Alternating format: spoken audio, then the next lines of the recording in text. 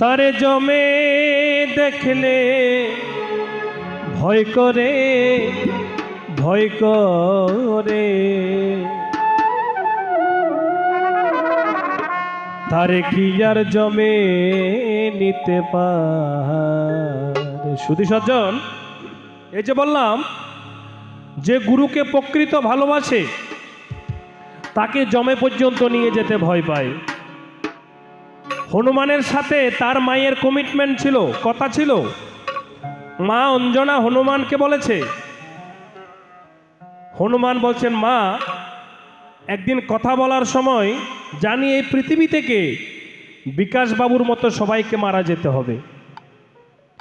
মা অঞ্জনাকে বলছেন, হনুমান তবে আপনার কাছে আমাকে কথা দিতে হবে, আপনি যেদিন মারা যাবেন আপনাকে আমার সামনে মারা যেতে হবে। কে বলছে? হনুমান বলছে, আপনি যেদিন মারা যাবেন আপনার শেষ নিঃশ্বাস যেন আমার সামনে বেরিয়ে যায়, আমি যাতে আপনার মৃত্যুর সময় উপস্থিত থাকতে পারি। হনুমান বলছে। কিন্তু অত্যন্ত পরিতাপের বিষয়, হনুমান একদিন বাড়িতে ছিল না, কিন্তু হনুমানের মায়ের চিত্রগুপ্তের খাতার, যমরাজের খাতার মধ্যে ওনার সময় শেষ, ওনাকে আজকে চলে আসতে হবে যমলোকে। এখন যম গিয়ে হনুমানের মায়ের প্রাণ হরণ করে নিয়ে আসলেন। মা অঞ্জনা বাড়িতে মৃত হয়ে পড়ে আছে। এখন সবাই বাড়ির মধ্যে গোল ধরে বসেছেন। হনুমানের মা মারা গিয়েছেন।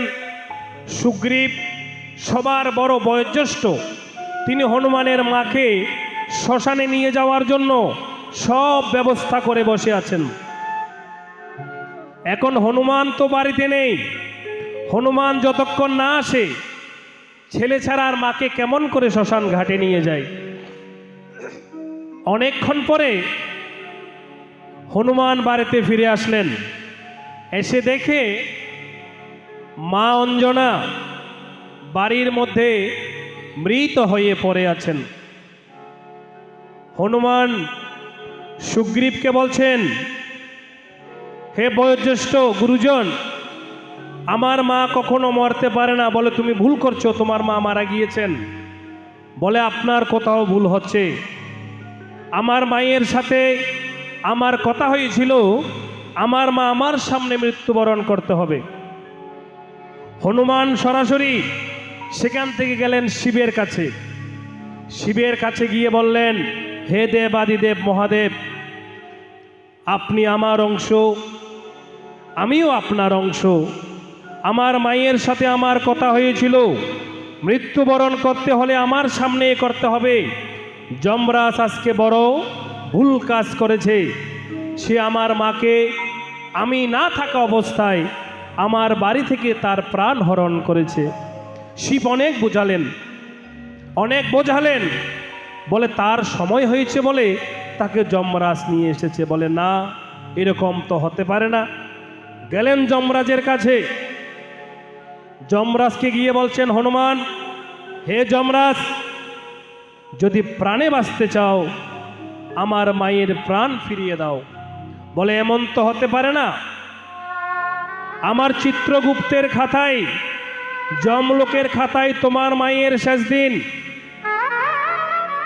এই বলার পরে হনুমান এত বেশি ক্রোধান্বিত হলেন। বলে, আমি আজকের মধ্যেই স্বর্গ, মর্ত্য, পাতাল সব ধ্বংস করে দেব। ভগবান অনন্ত নাগের উপর শুয়ে আছেন বিষ্ণুদেব।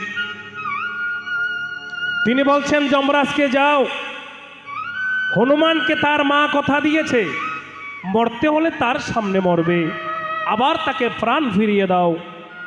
হনুমান যখন দাঁড়িয়ে থাকবে তখন গিয়ে তুমি হনুমানের অনুমতি নিয়ে তার মায়ের প্রাণ নিয়ে আসতে পারবে। যমরাজ দ্বিতীয়বারের মতো হনুমানের মায়ের প্রাণ ফিরিয়ে দিয়েছিলেন এবং হনুমানের সামনে তার মায়ের প্রাণ আবার নিয়ে এসেছেন। কথা বলেছেন মা আর ছেলে, বাবারে আমি যাই, আমার যাওয়ার সময় হয়েছে। মা হনুমান বলছেন, তুমি এবার যেতে পারো। বুঝেছেন?